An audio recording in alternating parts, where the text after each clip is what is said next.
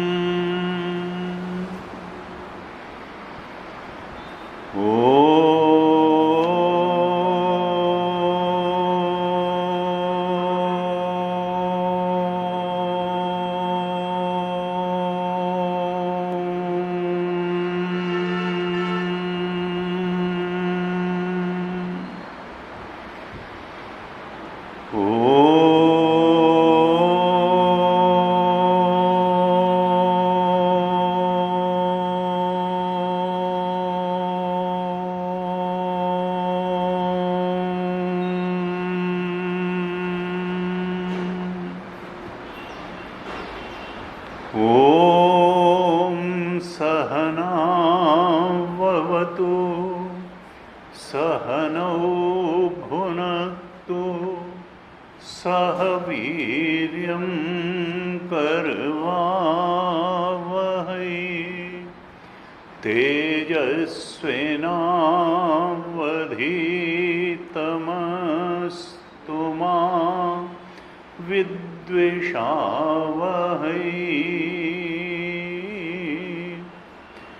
ओम शांति शांति शांति।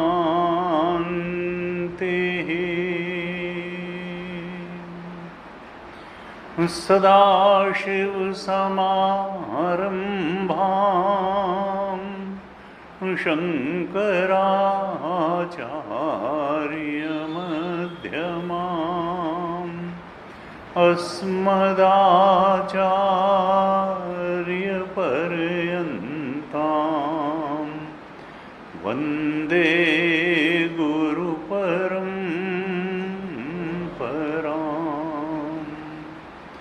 अज्ञानतिमिरान्धस्य ज्ञानाञ्जनशलाकया चक्षुरुन्मीलितं येन तस्मै श्री गुरवे नमः। तस्मै श्री गुरवे नमः। सच्चिदानन्दरूपाय विश्वोत्पत्त्यादिहेतवे तापत्रयविनाशाय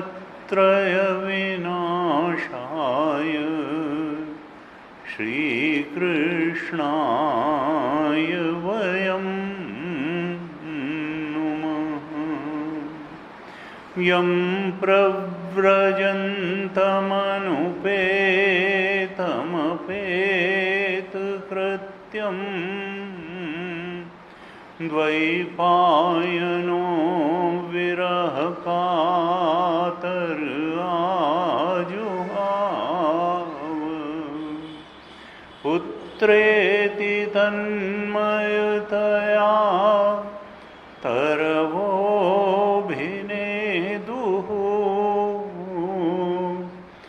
तं सर्वभूतहृदयं मुनिमानतोऽस्मि। तं सर्वभूतहृदयं मुनिमानतोऽस्मि।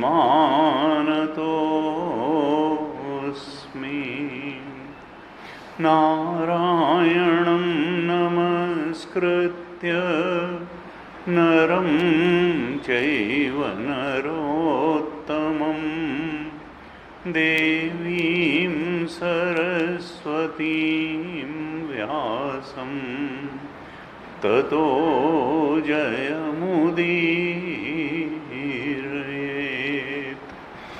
कृष्णाय वासुदेवाय हरये परमात्मने प्रणतक्लेशनाशाय गोविन्दाय नमो नमः। प्रणतक्लेशनाशाय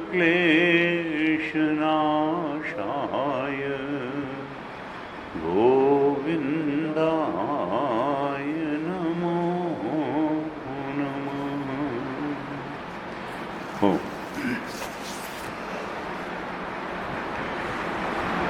श्रीमद् भागवत महापुराण के पंचम स्कंध पर हम चर्चा कर रहे थे।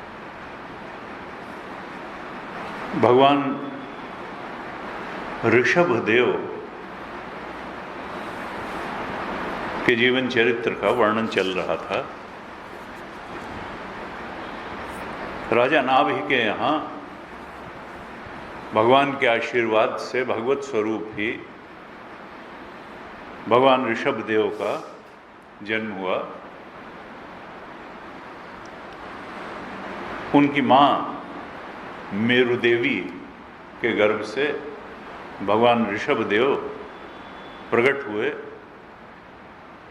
शुद्ध सत्वमय विग्रह उनका था और सन्यासियों और मुनियों के धर्म प्रकट करने के लिए, मोक्ष मार्ग की शिक्षा देने के लिए ऋषभदेव जी के रूप में भगवान का अवतरण हुआ। ऋषभदेव जी ने इंद्र की कन्या जयंती से विवाह किया और इनके 100 पुत्र हुए। हमने चर्चा की थी, इनमें सबसे बड़े पुत्र का नाम भरत था, जिनके नाम पर हमारे देश का नाम भारतवर्ष पड़ा, जिसे उनके पहले अजनाभ खंड कहते थे। भारतवर्ष इन्हीं के नाम से कहा गया और इनसे छोटे 9 जो भाई थे वो ऊर्ध्वरेता सन्यासी हो गए और इनकी कथा 9 योगेश्वरों की कथा के रूप में 11वें स्कंध में अभी विस्तार से आएगी, जब ये 9 के 9 लोग उपदेश देते हैं। ये भगवान ऋषभदेव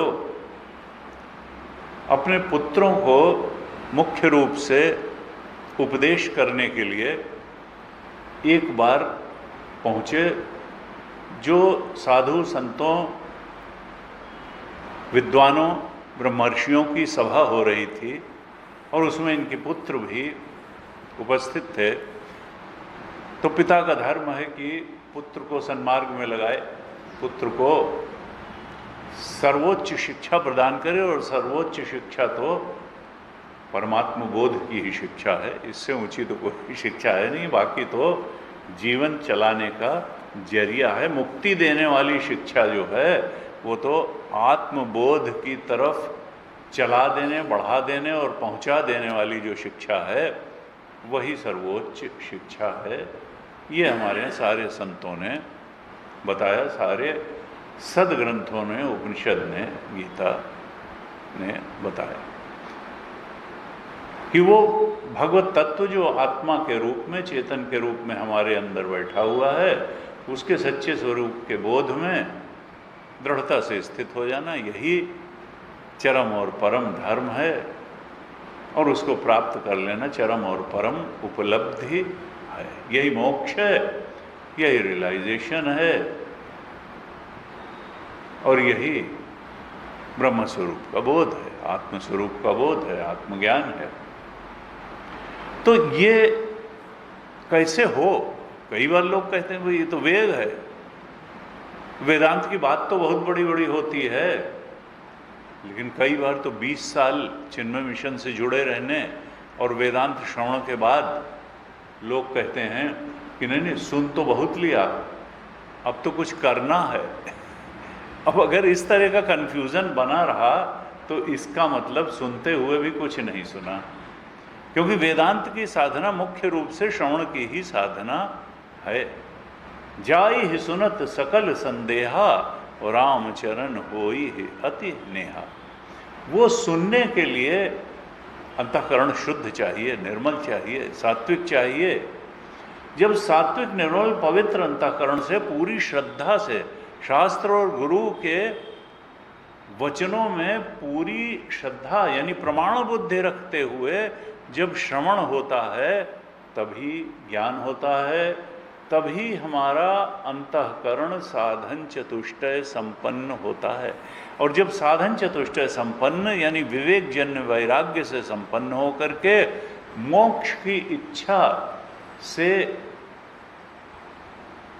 चित्त जब भरा हुआ हो तो उस जिज्ञासा और मुमुक्षा से भरे हुए चित्त से, वैराग्य से भरे हुए चित्त से इंद्रिय संयम और मन संयम श्रद्धापूर्वक एकाग्रता पूर्वक जब हम श्रवण करते हैं गुरुमुख से वेदांत शास्त्र के वाक्यों का, तो फिर ज्ञान न होने की कोई बात नहीं है। लेकिन बिना अंतःकरण की निर्मलता के भी ज्ञान नहीं होगा, अर्थात बिना वैराग्य के भी ज्ञान नहीं होगा, और बिना गुरुमुख से श्रवण किए पूरी श्रद्धा प्रमाण बुद्धि के साथ गुरु और शास्त्र के वचनों में प्रमाण बुद्धि के बिना अगर हम श्रवण करते हैं तो 20 साल श्रवण करते रहेंगे, ज्ञान नहीं होगा, और फिर हम रोएंगे कि हमारे लिए ये असंभावना। भाई तो तुमने वो तो किया नहीं, अंतःकरण पवित्र होने के लिए अगर कर्मयोग करना था, इच्छा परायण जीवन को छोड़ के प्रभु परायण जीवन जीना था, तो वो तुमने कितना जिया।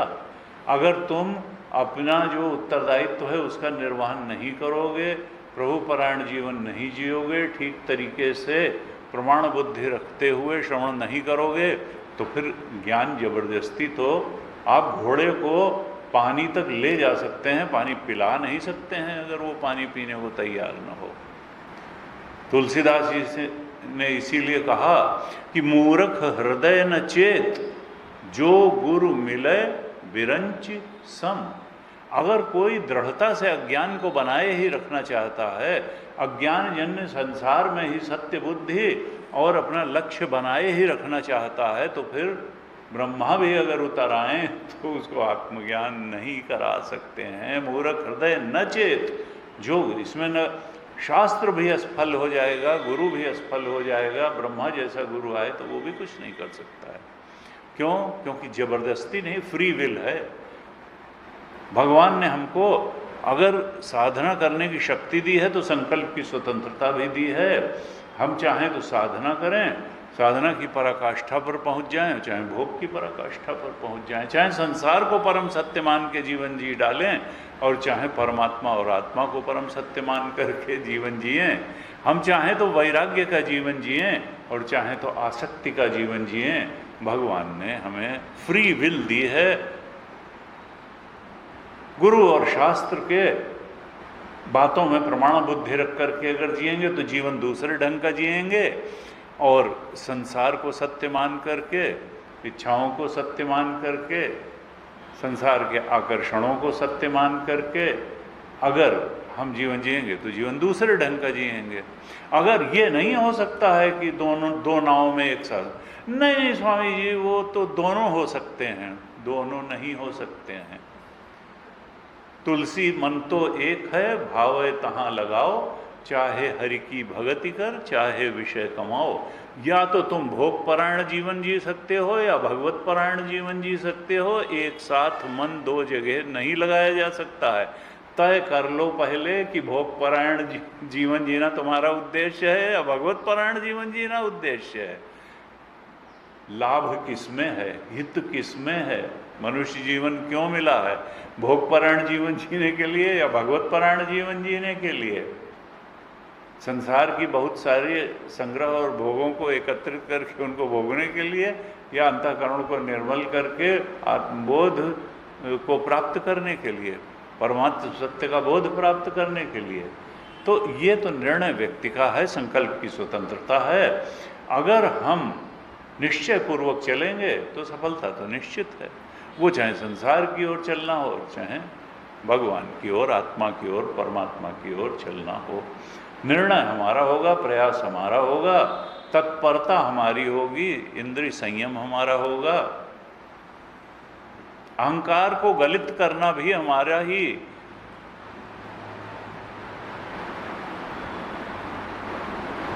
निर्णय होगा, और अहंकार को बढ़ाते चले जाना, पुष्ट करते चले जाना, ये भी हमारा ही निर्णय होगा। अहंकार को गलाना ठीक है कि अहंकार का पोषण ठीक है, ये निर्णय तो हमको करना है। और इसके लिए तभी होगा जब हम अपनी बुद्धि को, सामान्य जनों की बुद्धि को एक तरफ रख के उनसे इच्छाओं से प्रेरणा न लेकर के शास्त्र और सद्गुरु से प्रेरणा लेंगे, तभी हम उनके बताए लक्ष्य तक पहुंच सकेंगे।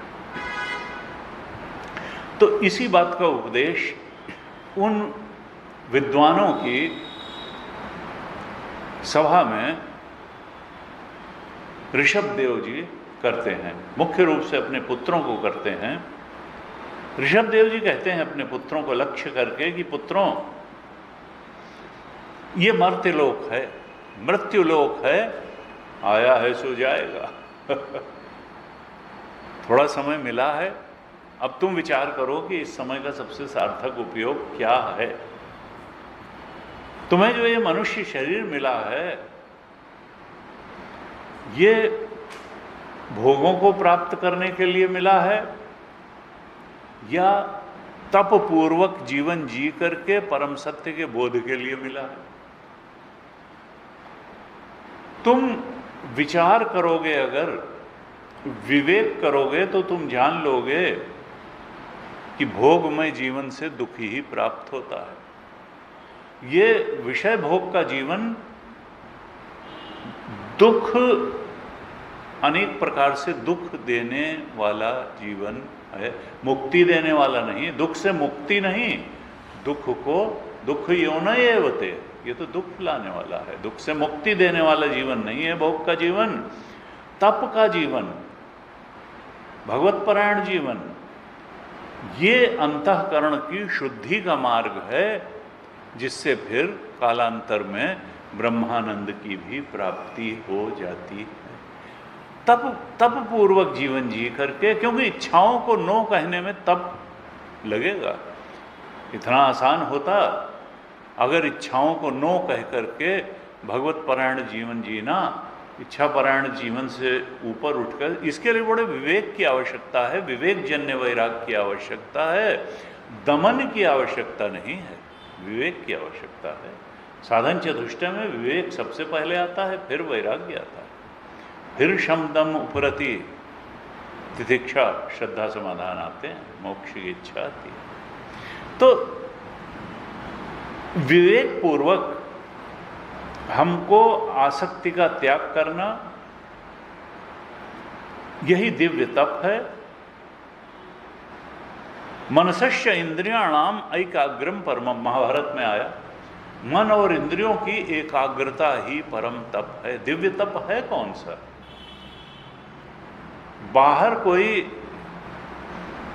आहार संबंधी तप कर लिया, विहार संबंधी तप कर लिया, कोई अन्य प्रकार का कर्मकांड या चेष्टा संबंधी तप कर लिया, तो ये दिव्य तप नहीं है।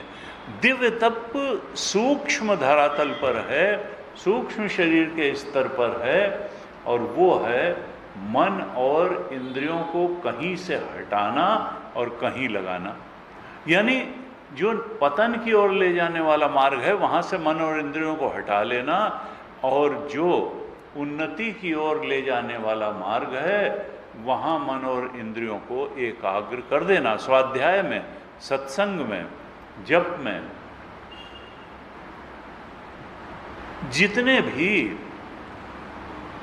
भगवत विचार, भगवत श्रवण, भगवत अध्ययन, परम सत्य के बोध तक ले जाने वाले जो मार्ग हैं, उसमें मन और इंद्रियों को एकाग्र करना यही परम तप है। और ये दिव्य तप अगर हम करेंगे तो अंतःकरण शुद्ध हो जाएगा और एक दिन ब्रह्म स्वरूप का बोध भी हो जाएगा, ऐसे कहते हैं। और कहा कि ये कैसे होगा, ये विवेक होगा कैसे, तप के लिए प्रेरणा कैसे मिलेगी। तो कहा संत संग अपवर्ग कर और कामी भव कर पंथ। कहाँ ही संत कवि कोविद श्रुति पुराण सद ग्रंथ। तुलसीदास जी ने कहा, यहाँ भी ऋषभ देव जी कहते हैं कि महापुरुषों ने, जितने भी हमारे सदशास्त्र हैं, उन्होंने संतों की सेवा, महापुरुषों की सेवा को मुक्ति का द्वार बताया है। और जो संसार भोग की कामना को ही जीवन का लक्ष्य, कामना पूर्ति को ही जो जीवन का लक्ष्य मान के बैठे हैं, उन कामियों के संग को नरक का द्वार बताया है। तो संत संग अपवर्ग, वही तुलसीदास बिल्कुल लगता है यहीं से ट्रांसलेट किया कि संत संग अपवर्ग कर मोक्ष का द्वार और कामी भव कर पंथ। कामनाओं से युक्त वो संसार को ही महत्वपूर्ण बताता रहेगा। कहाँ ही संत कवि कोविद, संत भी यही कहते हैं, विद्वान भी यही कहते हैं, जो आत्मदर्शी ज्ञानी है वो, श्रुति भी यही कहती है, पुराण भी यही कहते हैं, सारे सदग्रंथ यही। तो ऋषभ देव जी कहते हैं पुत्रों से कि तुम तो महापुरुषों का संग करो। और महापुरुष हैं कौन ये भी बताते हैं। कहते हैं जो जिनका चित्त समता में रहता है। सम दुख सुखम धीरम सो अमृता। जिनका चित्त शीतोष्ण सुख दुखेशु तथा मानापमानयो।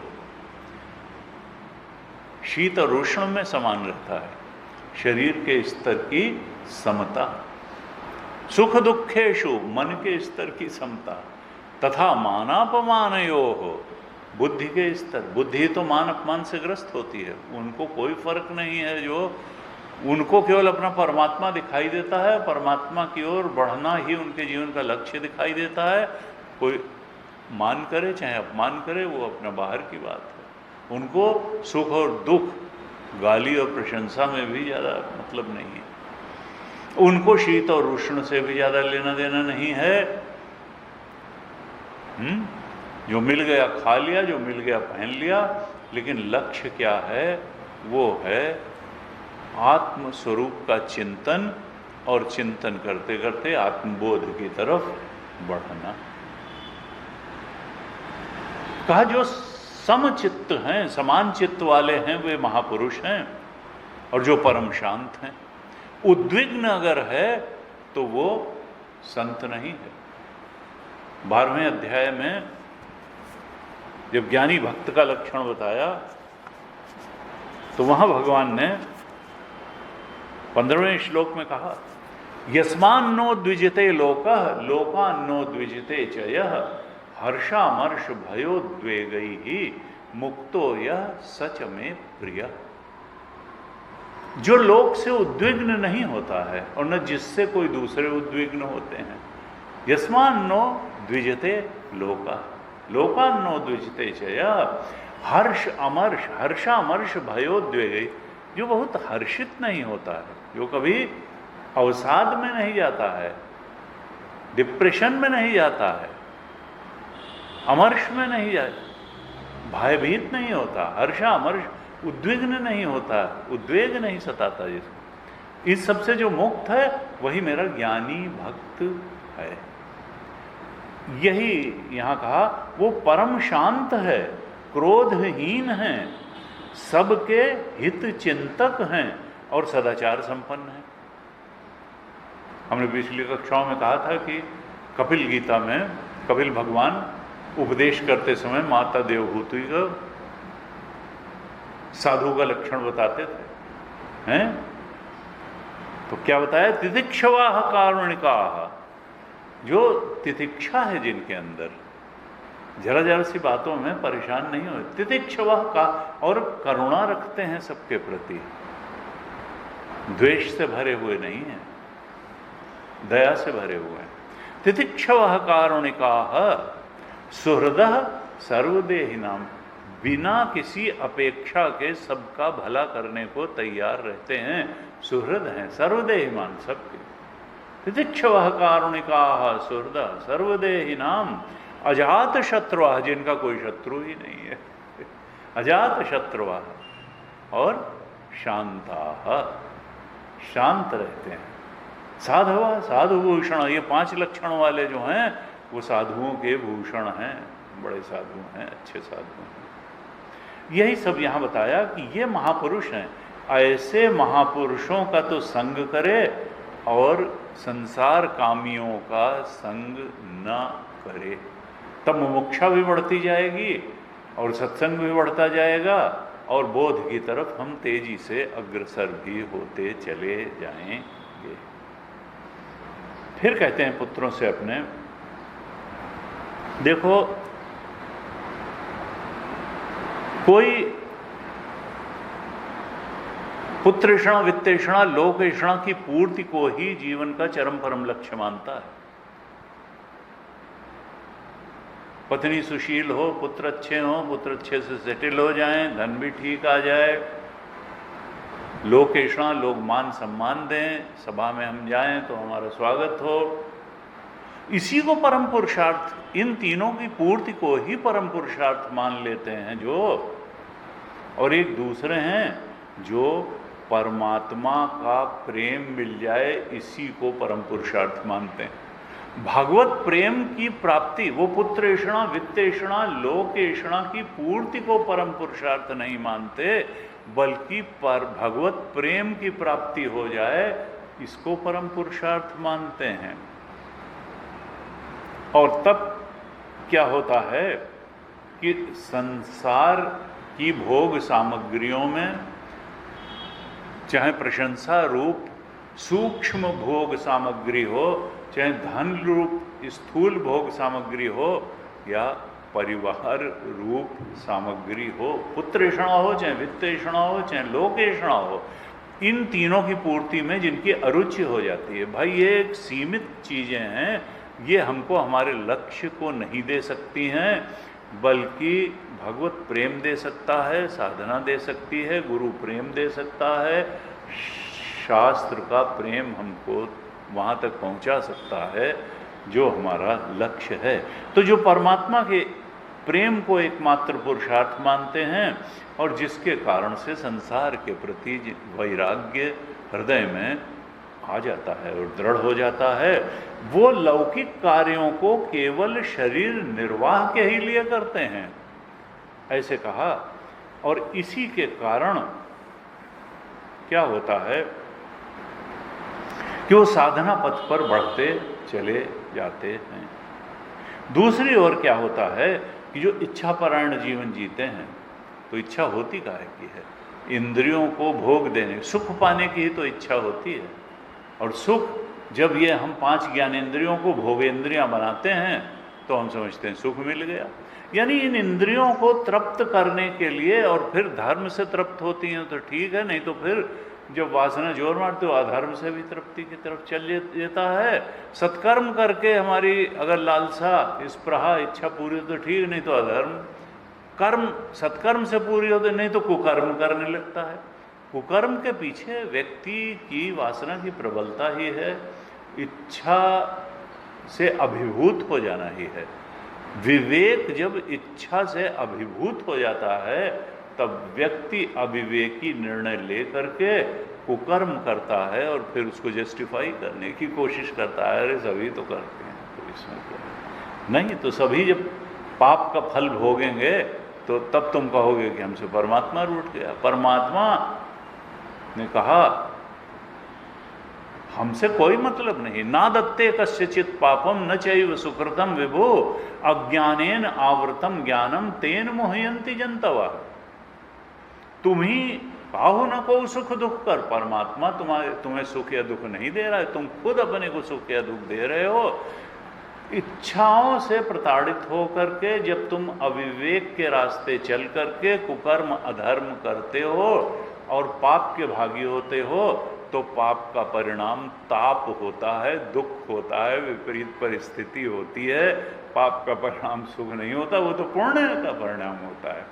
अगर तुम पुण्य करते रहो, भगवत परायण जीवन जीते रहो, तो सुख क्या, तुमको तो चित्त की समता का आनंद मिल जाएगा और फिर एक दिन आत्मा का आनंद भी मिल जाएगा। तो रास्ते अलग अलग हैं, लेकिन यहाँ ऋषभ देव जी कहते हैं कि इंद्रियों को तृप्त करने के लिए व्यक्ति इच्छा के दबाव में प्रमादी हो जाता है और कुकर्म करने लगता है और अपने लिए वो दुख का सृजन कर लेता है। इच्छाओं के कारण ही, अतृप्त इच्छाओं वासनाओं के कारण ही इस जीव को ये शरीर प्राप्त होता है, जो वास्तव में असत भी है और दुखदाई भी है। क्योंकि असत क्यों है? उनका नहीं, हमारे शरीर कहाँ असत है? उनका भाई वेदांत में सत्य की परिभाषा है कि त्रिकालेति तिष्ठति इति सत्यम, जो तीनों कालों में रहे, जो भूत में भी हो, वर्तमान में भी हो, जो भविष्य में। ये भूत में भी नहीं था, ये भविष्य में भी नहीं रहेगा, ये वर्तमान में कुछ वर्षों के लिए है, तो फिर ये सत्य क्या हुआ? तीनों कालों में तो ये रहता नहीं, ये भूत और भविष्य में नहीं, ये तो वर्तमान में कुछ पीरियड के लिए है। इसलिए जो कुछ समय के लिए चीज़ रहती है वो असल में दिखाई देती है, प्रतीत होती है, आभास मात्र है, असत है, वो है नहीं। क्योंकि गीता ने कहा न असतो विद्यते भावः और न अभावो विद्यते सतः। अगर ये सत होती तो इसका कभी अभाव न होता, लेकिन इसका तो अभाव हो जाता है। पहले भी अभाव था, आगे भी अभाव हो जाएगा, केवल बीच में थोड़े दिन भाव है, तो वो भाव नहीं है, वो भाव की प्रतीति है। सही में अगर ये भाव होता, ये सत्य होता, तो ये तो हमेशा रहता, हमेशा से हमेशा तक रहता। ना असतो विद्यते, ये तो असत है। अगर असत है तो इसका भाव, ये प्रतीति मात्र है, ये आभास मात्र है। ये संसार में प्रतीति और आभास मात्र है। जीवों की, समष्टि जीवों की इच्छाओं को भोग देने के लिए एक समय उत्पन्न हुआ है, एक समय प्रलय हो जाएगा, फिर उत्पन्न होगा, फिर प्रलय होगा। तो सत्य क्या है? उनका सत्य तो परमात्मा है, हमारा आत्मा है, वही साक्षी है, वही अधिष्ठान है। उनका उसको सत्य मानो, उसको पाओ और उसी में रमण करो और उसी में दृढ़ हो जाओ। सुखी तो चाहते हो और वो आनंद स्वरूप है। तुम कहाँ जो है प्रतीति के पीछे भाग रहे हो, कभी डरते हो, कभी खुश होते हो। शाश्वत आनंद तो तुम्हारा स्वरूप है। तुम तो राम जी को पाओ। सच्चिदानंद रूपाय विश्वोत्पत्त्यादि हेतवे तापत्रय विनाशाय।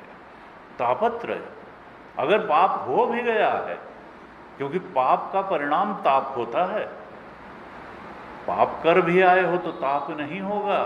भगवान की भक्ति ताप को नष्ट कर देगी। पाप होने के बावजूद ताप नहीं होगा।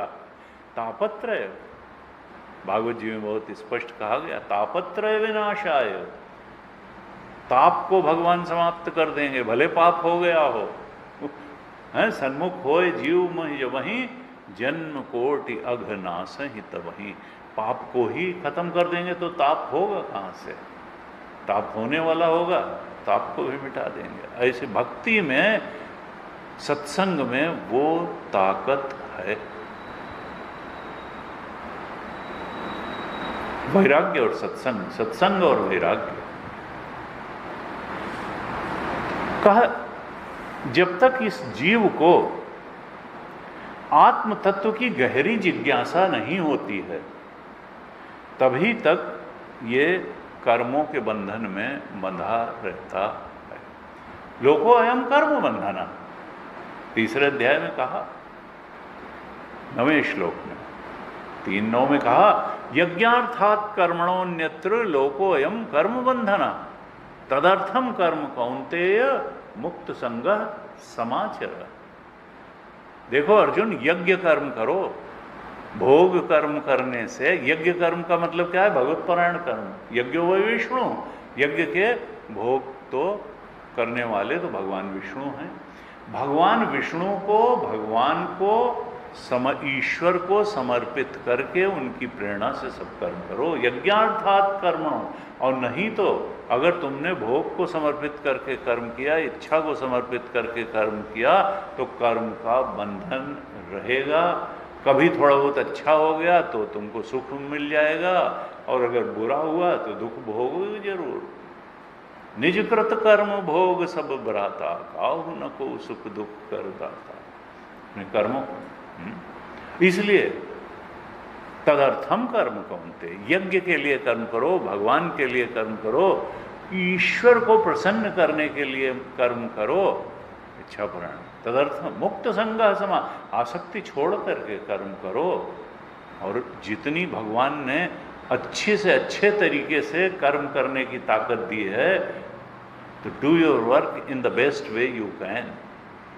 समाचार सम्यक आचरण करो, सम्यक रूप से करो, ज्ञान शक्ति और क्रिया शक्ति का पूरा उपयोग करके, साधन सामग्री का पूरा उपयोग करके भगवत परायण कर्म करो, मुक्त हो जाओगे।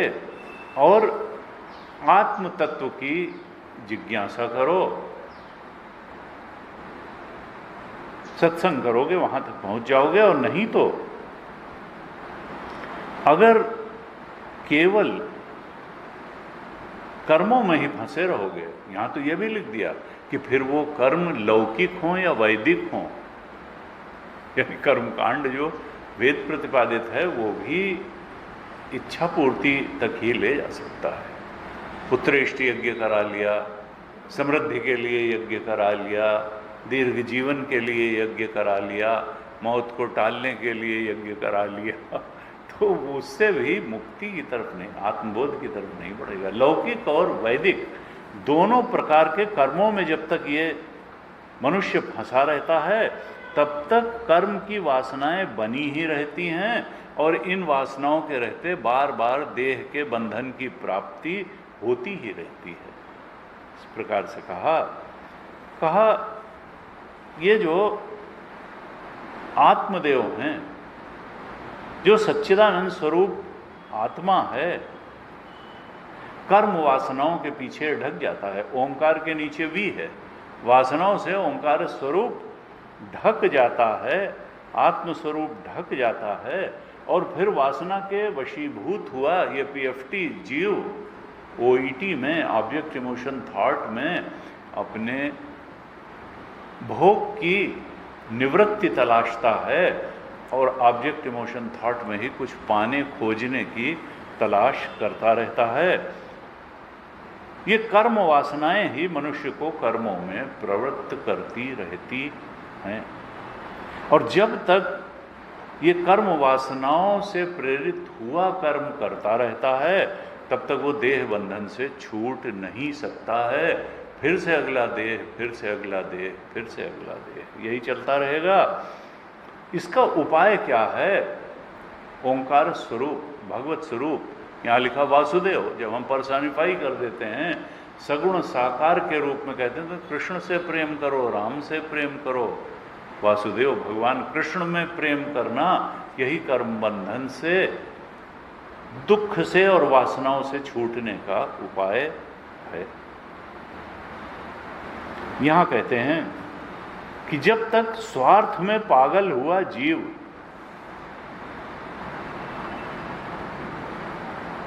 इंद्रियों की चेष्टाओं को मिथ्या नहीं देखता है, इंद्रियां भी मिथ्या हैं, इंद्रियों की चेष्टाएं भी मिथ्या हैं, और जिनके लिए इंद्रियां पागल हैं, संसार के भोग पदार्थ, वो भी मिथ्या हैं।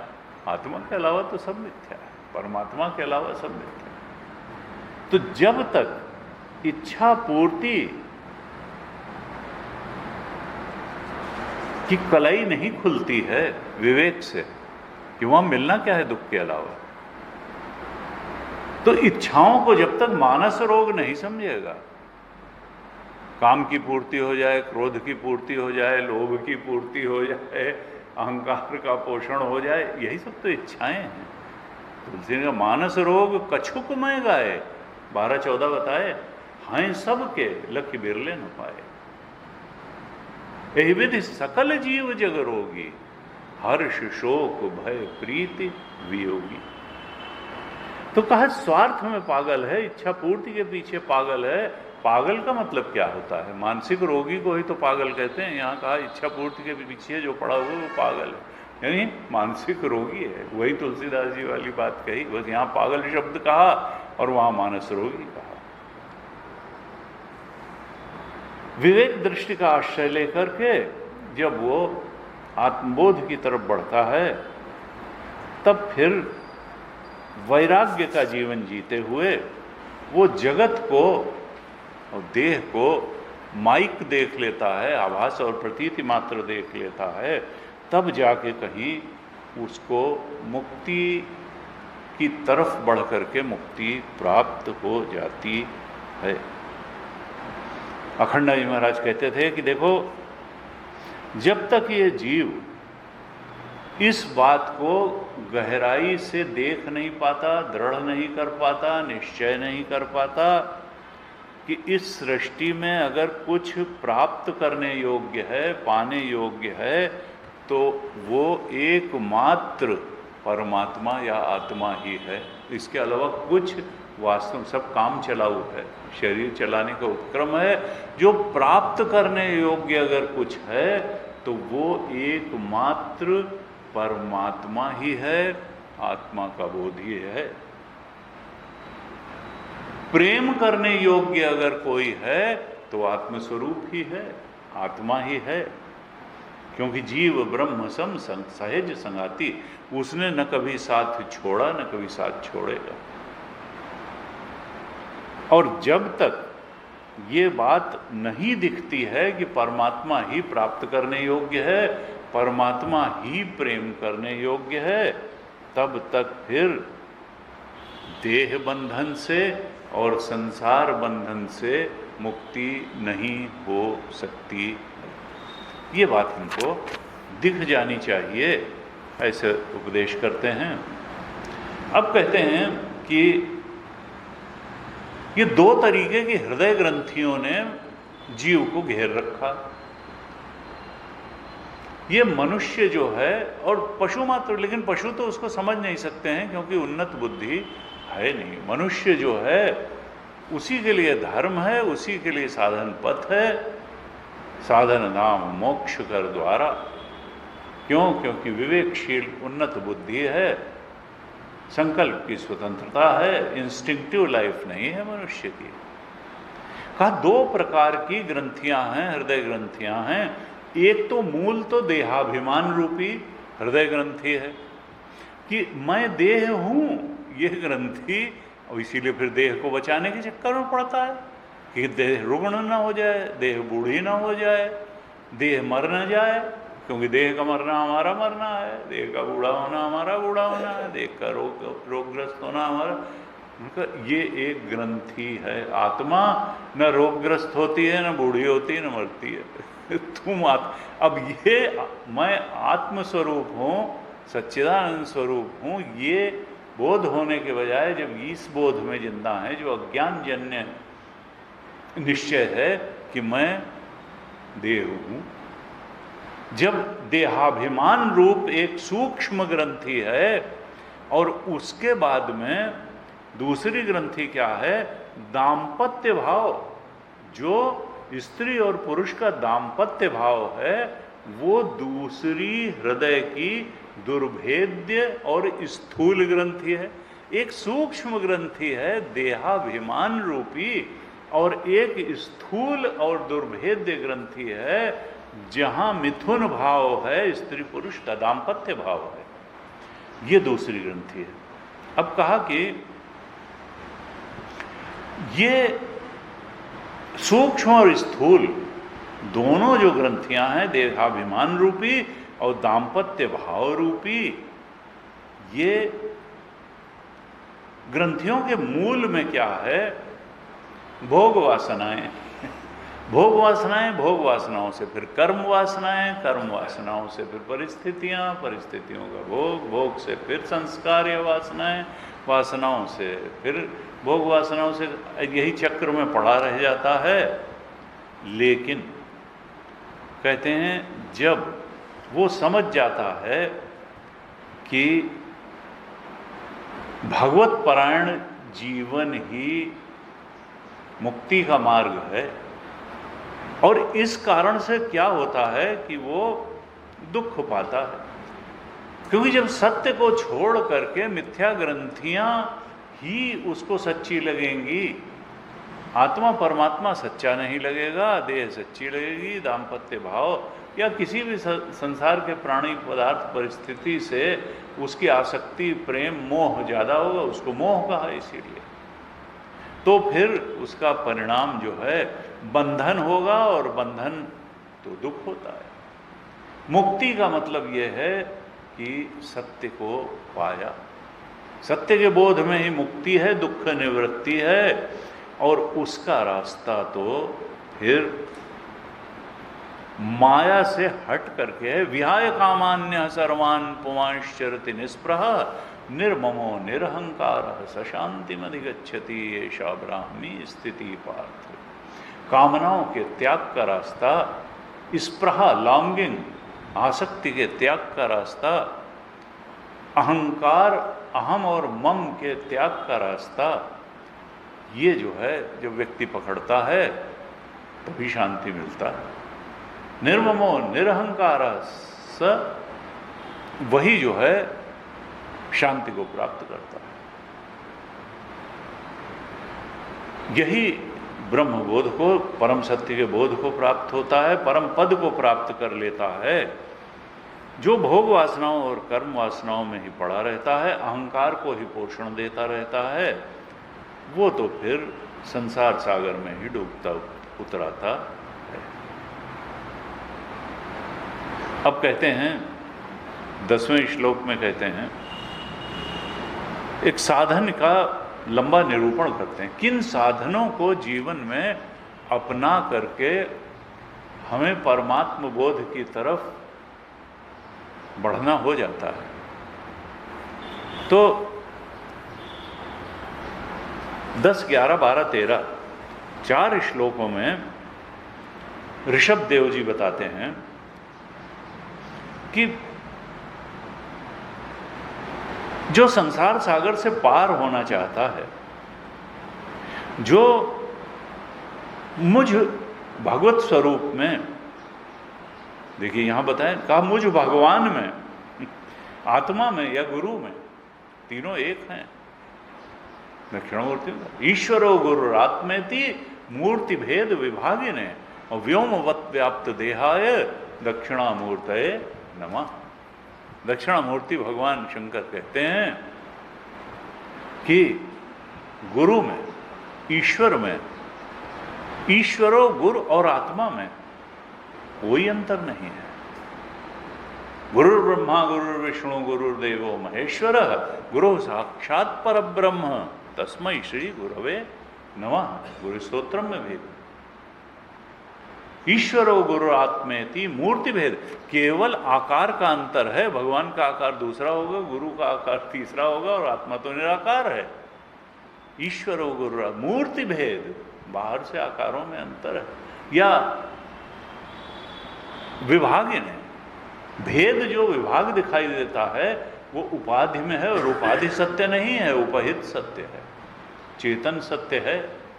मूर्ति भेद विभागिन है, व्योमवत व्याप्त, इन तीनों का देह कैद नहीं है उपाधि में, व्योमवत। ये तो सर्वव्यापक हैं, सर्वशक्तिमान हैं और सर्वज्ञ हैं, सत चित आनंद रूप है। सर्वज्ञ हैं, सर्वशक्तिमान हैं और सर्वव्यापक। व्योमवत व्याप्त देहाय दक्षिणामूर्त। दक्षिणामूर्त, ऐसे दक्षिणामूर्त भगवान कहते हैं कि भाई सबके आत्मा और गुरु स्वरूप मुझ भगवान में, ऋषभ देव, मैं ही सबका आत्मा हूँ, मैं ही गुरु स्वरूप हूँ, मैं ही भगवान हूँ। मुझ में भक्ति भाव रखने से व्यक्ति संसार सागर के पार चला जाता है, बंधन से मुक्त हो जाता है। पहली बात सबसे ये बताई। फिर दूसरी बात बताते हैं कि मेरे परायण जीवन जियो, यानी जो गीता जी में बताया, भगवत परायण जीवन में ना इच्छा परायण, यानी इच्छा परायण जीवन मत जियो, मेरे परायण जीवन जियो, इच्छा परायण जीवन न जियो। तृष्णा का त्याग करो, लॉन्गिंग, विहाय कामान्य सर्वान पुमांश्चरति निस्पृहा, स्पृहा तृष्णा लॉन्गिंग आसक्ति का त्याग करो। तृष्णा के त्याग से भी हम उस परम सत्य की तरफ बढ़ते हैं। द्वंद्वों को, सुख दुख आदि द्वंद्वों को सहने से, सम दुख सुखम धीरम सो अमृतत्वाय कल्पते, शीतोष्ण सुख दुखेषु तथा मानापमान। द्वंद्वों को सहन करने से हम परम सत्य की तरफ बढ़ते हैं। हमारी साधना में गहराई आती है, प्रखरता आती है, प्रबल हो जाती है साधना। फिर कहते हैं तत्व जिज्ञासा से, क्योंकि बाकी तत्व है तो आत्मा है, जितना अनात्म है वो तत्व नहीं है, वो प्रतीति है। तत्व क्या है, उसकी जिज्ञासा हो, यानी आत्म जिज्ञासा, ब्रह्म जिज्ञासा, स्वरूप जिज्ञासा, परमात्मा की जिज्ञासा या तत्व जिज्ञासा, ये एक ही बातें हैं। वदन्ति तत्व विदः तत्व यज ज्ञानम अद्वयम ब्रह्मेति परमात्मेति भगवानेति शब्दते, पहले आ चुका है पहले स्कंद में। वदन्ति तत्व, तत्वदर्शी किसको तत्व कहते हैं? ईश्वर। वदन्ति तत्व, तत्व यज ज्ञान, जो अद्वय ज्ञान है उसी को तत्व कहा जाता है। अद्वय ज्ञान का मतलब आत्मज्ञान। हाँ, दो आत्मा नहीं होती है जो हम कहते हैं जीवात्मा, यानी उपाधि में व्यर्थ में आसक्त हुआ चेतन तो अनेक हो सकते, प्रतिबिंब चेतन अनेक हो सकते हैं, बिंब चेतन एक है। सूर्य के तमाम तालाबों और घड़ों में पड़े हुए और आत्मा के तमाम बुद्धियों में पड़े हुए प्रतिबिंब अनेक हो सकते हैं, आत्मा अनेक नहीं है, सूर्य अनेक नहीं है, सूर्य के प्रतिबिंब। तो यहां कहा तत्व जिज्ञासा से, फिर कहा तप से। तप की हम चर्चा अभी कर चुके हैं, इंद्रियों और मन की एकाग्रता तप है। फिर कहा सकाम कर्म के त्याग से, सकाम कर्मों का त्याग करो, निष्काम कर्म करो। भगवत परायण, यहां तो साफ कहा मेरे लिए कर्म करो, कामना पूर्ति के लिए कर्म मत करो। फिर कहा मेरी कथाओं का नित्य श्रवण करने से। अब यहां लोग कई बार गच्चा खाते हैं, मेरी कथाओं का, अरे भाई कथा सुना दीजिए। कथा, कथा का मतलब ये नहीं है कि एक राम अन्ना, एक छत्री एक बामहन्ना, वाने वा की नारी चुराई, वाने वा से करी लड़ाई, बस इतनी सी बातन्ना, तुलसी रच दियो पोथन्ना। इस प्रकार की कथा से, सुनने से कुछ नहीं होने वाला है। कथा का मतलब है उस परम सत्य का स्वरूप क्या है, राम जी का स्वरूप क्या है। राम ब्रह्म परमार्थ रूपा, अविगत अकथ अनादि अनूपा, सकल विकार रहित गत भेदा। और ये जो है, इस प्रकार से जब हम राम जी का जो स्वरूप है उसको जानते हैं, तब वो कथा है राम जी की। राम जी की कथा का वो मतलब नहीं है जो गलियों में लड़के जो है मजाक उड़ाने के लिए जो है करते हैं, वो नहीं। राम ब्रह्म, कैसे ब्रह्म है भाई, परमार्थ स्वरूप कैसे हैं, इस पर चिंतन हो, मनन हो, सत्संग हो, विचार हो, तब राम कथा हुई। उनका स्वरूप जानने में आए, उनका स्वभाव जानने में आए। जब वो कहते हैं कि दास के समान मुझे कोई, अपने भक्त के समान मुझे दूसरा कोई प्रिय नहीं है, और न मे भक्तः प्रणश्यति, गीता में मेरे भक्त का कभी नाश नहीं होता। भागवत में कहा अहम भक्त पराधीन, मैं तो भक्त के पराधीन हूँ, सारी दुनिया भले मेरे अधीन। तो ये स्वभाव है उनका, दयालु हैं, कृपालु हैं, भक्त का रक्षण करने वाले हैं। ये स्वभाव भी हमें बहुत स्पष्ट होना चाहिए। वो जानना जब बढ़ जाए तो भगवान की कथा है। स्वभाव जानने में आ जाए, प्रभाव जानने में आ जाए कि वो किसी भी परिस्थिति से हमको बाहर निकाल सकते हैं, किसी भी हमारी जरूरत को पूरा कर सकते हैं। योगक्षेमम वहाम्य हम, ये भगवान का प्रभाव है। अपने भक्त के योग और क्षेम को वहन करने की सामर्थ्य भी है, स्वभाव भी है। तो हमको कथा का मतलब है कि जो भगवान के स्वरूप का बोध कराए, भगवान के स्वभाव का बोध कराए और भगवान के प्रभाव का भी बोध कराए, वो है कथा। कथा का मतलब उछल कूद करके और भजन गा करके और कीर्तन करके और थोड़ा थक करके फिर बैठ करके एक आध चुटकुला, एक आध कहानी सुना के फिर वो, ये कथा नहीं है। थोड़ा फिजिकल एक्सरसाइज, थोड़ा मेंटल इंटरटेनमेंट ना, स्पिरिचुअल इंटरटेनमेंट को या कहिए स्पिरिचुअलिटी के नाम पर कई बार जोक्स का आनंद लेना, कई बार चमत्कारिक कथाओं का आनंद लेना, इसको कथा नहीं कहते हैं। भगवान के स्वरूप, स्वभाव और प्रभाव का सच्चा ज्ञान कराने वाली जो चर्चा है उसको कथा कहते हैं। ऐसी कथाओं का नित्य प्रति श्रवण करने से व्यक्ति सारे बंधनों के पार जाता है। वैर का त्याग करना, द्वेष न करना, अजात शत्रवः शांता साधवः साधुभूषण, कोई किसी से बैर ही नहीं है, समता है जिसके अंदर, शांति है। लिखा अध्यात्म शास्त्र के अनुशीलन से, जो रोज गीता के कम से कम 2, 4, 5 श्लोक पढ़ता है उसकी और उन श्लोकों के अर्थ पर मनन करता है, जहाँ जहाँ तक उसकी रीच है वहाँ वहाँ अध्यात्म शास्त्र का अनुशीलन कर रहा है, यानी स्वाध्याय भी करता है और चिंतन भी करता है, उसके अर्थ बोध का चिंतन भी करता है। फिर कहा एकांत सेवन से, विविक्त देश सेवित्वम अरति ही जन संसदी, इसको बहुत बड़ा दैवी सद्गुण बताया है। विविक्त देश सेवित यानी एकांत में उसको रस आता है, क्योंकि साधना चौराहे पे खड़े होके नहीं होती है। साधना के लिए एकांत चाहिए, शांत स्थान, पवित्र स्थान चाहिए, वहीं मन भी शांत और आसक्ति रहित हो सकता है। चिल्लाहट और शोरगुल और भीड़ में मन को शांत करना संभव नहीं। एकांत सेवन से, फिर कहा इंद्रिय और मन के संयम से, फिर कहते हैं शास्त्र और सत्पुरुषों के वचन में यथार्थ बुद्धि रखने से। शास्त्र के वचनों में यथार्थ बुद्धि माने प्रमाण बुद्धि, श्रद्धावान, हमने कई बार चर्चा की। गीता ने अगर कहा श्रद्धावान लभते ज्ञानम, तो श्रद्धा का मतलब कोई भावुकता नहीं है, उसका मतलब है प्रमाण बुद्धि। यही प्रामाणिक ज्ञान है। प्रामाणिक ज्ञान प्रामाणिक व्यक्ति से मिलता है और प्रामाणिक ग्रंथ से मिलता है। गीता प्रामाणिक ग्रंथ है सत्य के बारे में, उसके वचनों में प्रमाण बुद्धि हो। ये नहीं कि गुरुदेव ने कहा कि भाई there is no failure in spirituality और हमने कहा कि हमारे लिए तो 10 जन्म में संभव नहीं है। तुम्हारी बात ठीक है, तुम पता नहीं कौन से धरातल पर खड़े हो करके संसार के भी बारे में निर्णय दे रहे हो और भगवान साधना के बारे में भी निर्णय दे रहे हो और शास्त्र के बारे। तुम्हारी बात बिल्कुल बेहूदगी की, मूर्खता की, उल्लूपने की बात है। भगवान की बात प्रामाणिक है।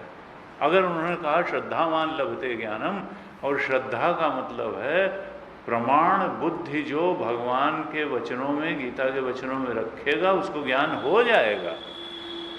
लेकिन हम तो अपनी अज्ञान जन भगवान शंकराचार्य ने मांडुक्य उपनिषद के भाष्य में लिखा, अज्ञान की पहली संतान हमारी बुद्धि है।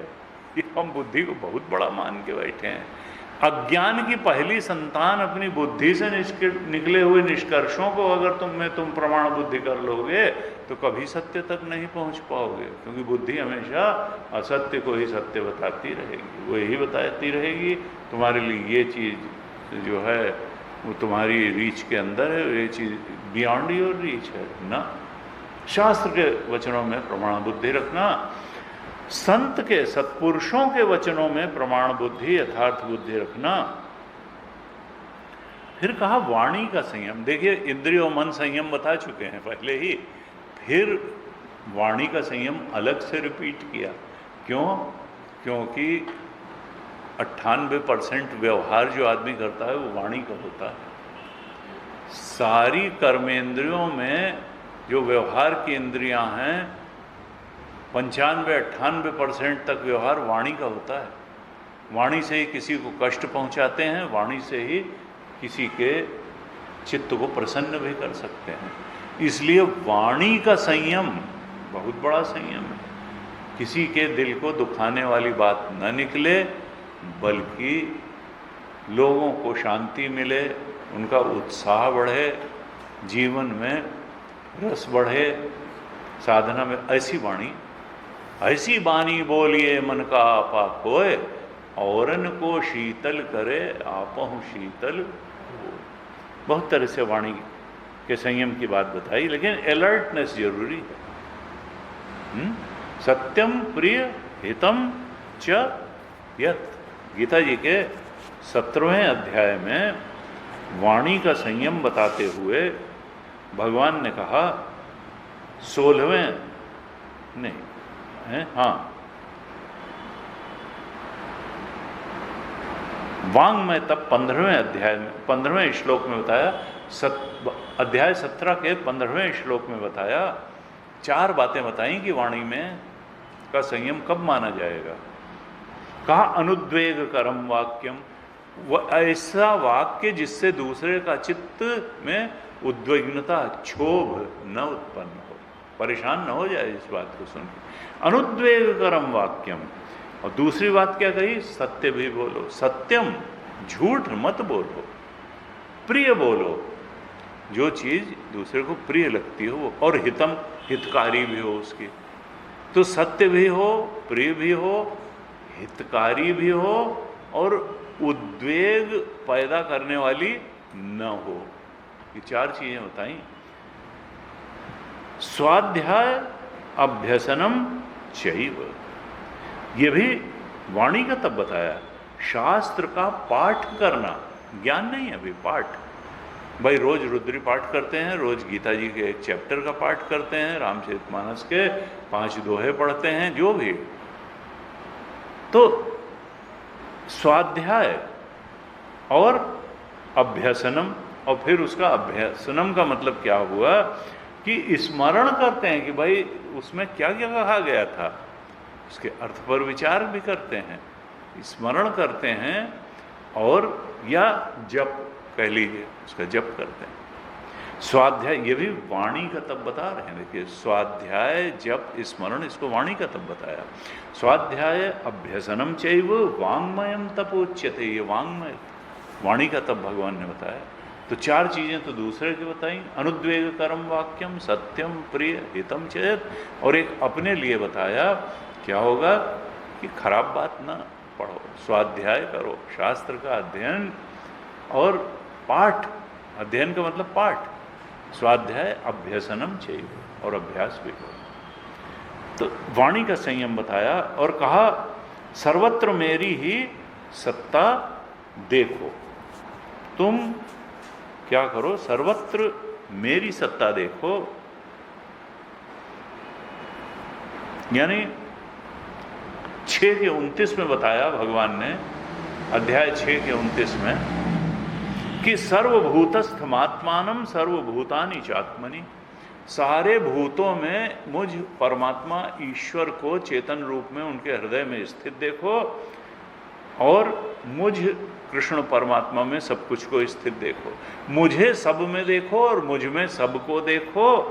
ईक्षते योग युक्त आत्मा सर्वत्र, वही समदर्शन है, वही ठीक प्रकार से देख रहा है, जो सबके हृदय में परमात्मा चेतन को देख रहा है और परमात्मा चेतन में सबको देख रहा है।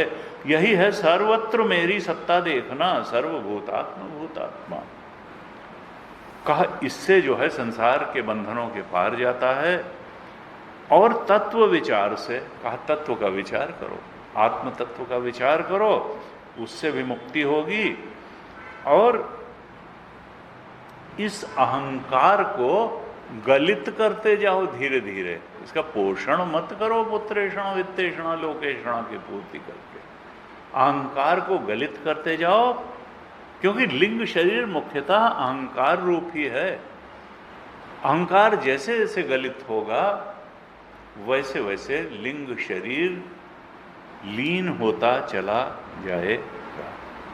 अच्छा, फिर कहते हैं कि इस प्रकार से ये जितनी भी साधनाएं बताई, इन साधनाओं के द्वारा मनुष्य को चाहिए कि वो ये जो हृदय रूप ग्रंथि रूप बंधन है, जो दो हृदय ग्रंथियां बताई, सूक्ष्म और स्थूल, इन हृदय ग्रंथियों को इन साधनों द्वारा काट दे, नष्ट कर दे, ग्रंथि का भेदन कर दे।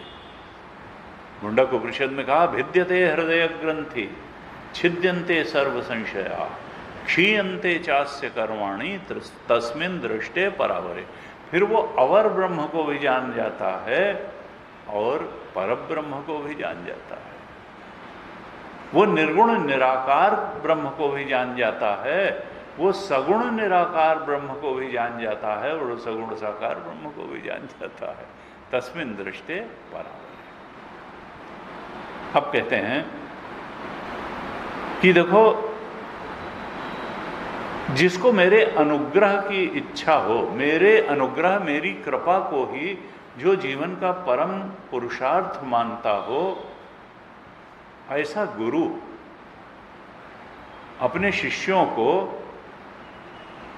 कर्म को परम पुरुषार्थ मानने की शिक्षा न दे, मेरी भक्ति और मेरे ज्ञान को परम पुरुषार्थ मानने की शिक्षा दे। क्योंकि परम पुरुषार्थ काम्य कर्मों को पूरा कर लेना नहीं है। काम्य कर्मों की पूर्ति में सफलता पा लेना ये परम पुरुषार्थ नहीं है। परमात्मा की कृपा पा लेना ये परम पुरुषार्थ है। इंडस्ट्री लगा लेना और उसमें बहुत सारा लाभ कमा लेना, यही कहना चाहिए, वो परम पुरुषार्थ नहीं है। वो जिंदगी चलाने का जरिया है। वो पहले तो धन कमाने का जरिया है, फिर यश कमाने का जरिया है, लेकिन वो आत्मा परमात्मा कमाने का जरिया नहीं है।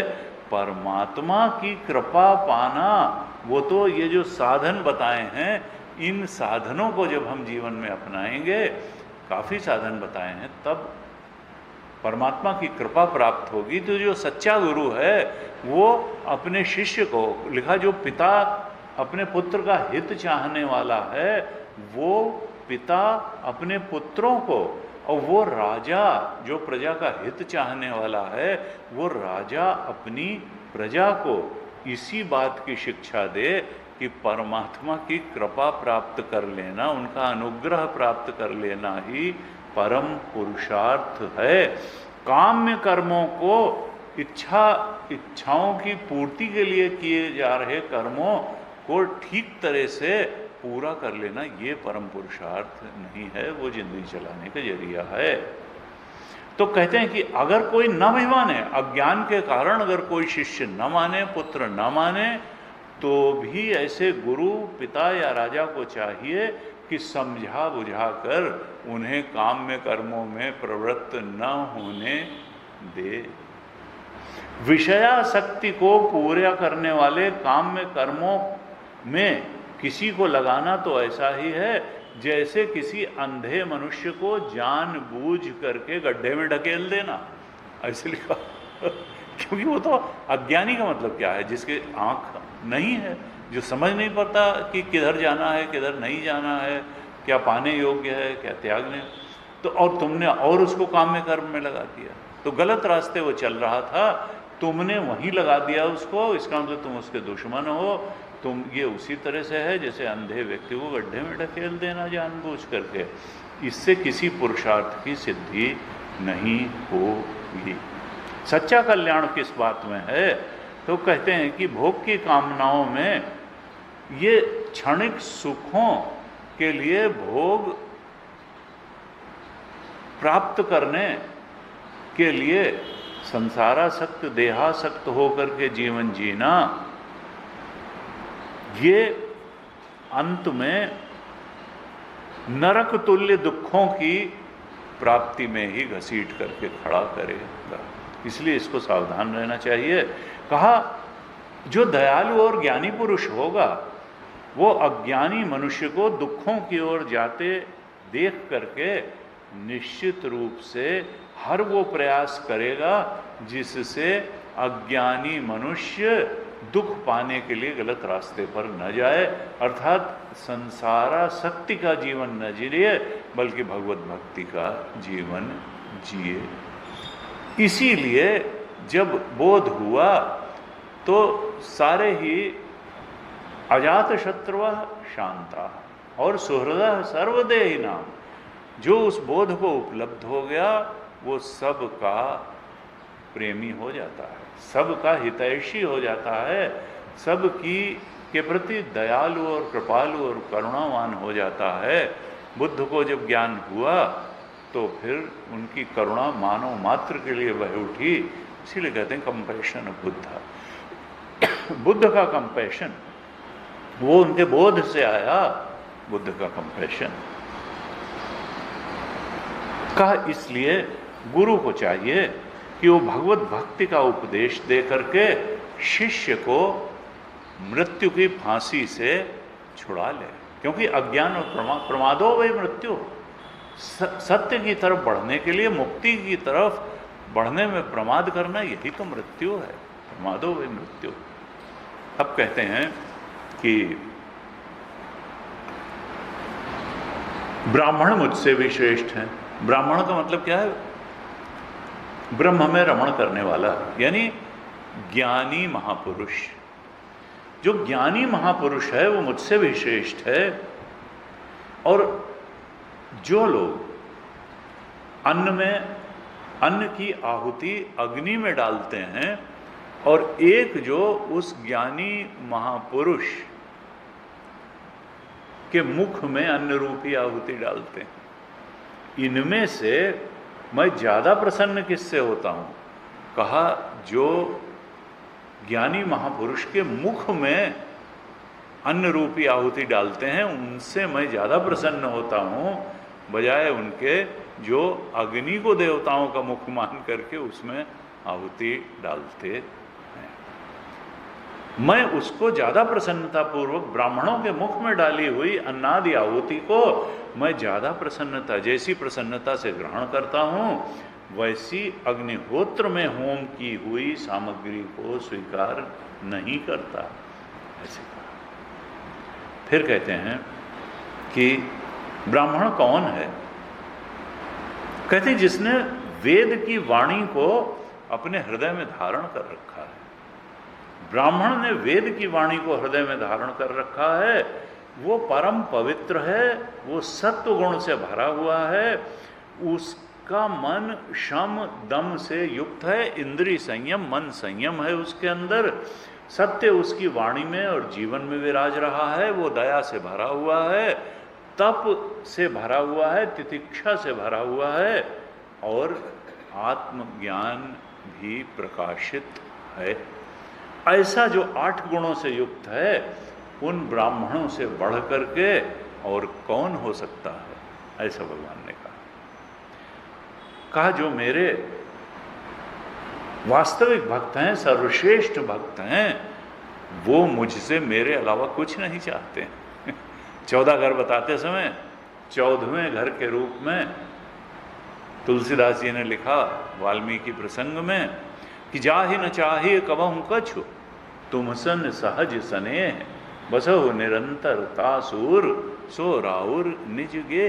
उनका हृदय तुम्हारा अपना घर है, जिसको कभी तुम्हारा जाहि न चाहिए कबहु, वो मुझे चाहत को इच्छा पूर्ति के लिए तुमसे प्रेम नहीं कर रहा है, सहज स्नेह है। तुम तज और कौन पाए जाऊं? परमात्मा से प्रेम करना छोड़ गए और किससे प्रेम करें? वो जानता है कि प्रेम करने लायक वही है। ऐसे कहा। तो मेरे अकिंचन भक्त मुझसे कभी कुछ नहीं चाहते हैं।